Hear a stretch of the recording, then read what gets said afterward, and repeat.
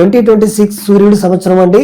ఈ సంవత్సరం 7వ తేదీన పుట్టిన వాళ్ళు, 16వ తేదీన పుట్టిన వాళ్ళు, 25వ తేదీన పుట్టిన వాళ్ళకి ఎలా ఉండబోతుందంటే వీళ్ళకి సంవత్సరంగా సూర్యుడి సహకారం ఎక్కువగా ఉండబోతుంది.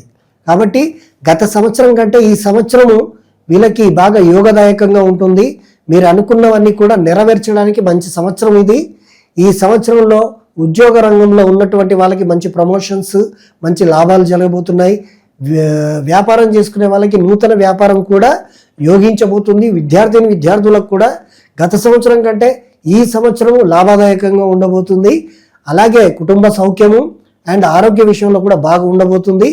వీళ్ళు ఖచ్చితంగా మర్చిపోకుండా ఆదిత్య హృదయం అనేది చదవాలి, వినాలి. అండ్ సూర్యుడికి గాయత్రి మంత్రంతో జలము సమర్పించాలి. ఆ నీళ్లను వీళ్ళు మీ విషెస్ చెప్పుకొని నీళ్లు తాగడంతో ఆ సూర్యుడి అనుగ్రహం పొంది ఈ సంవత్సరం అంతా కూడా మీరు విజయులుగా ఉండబోతున్నారు.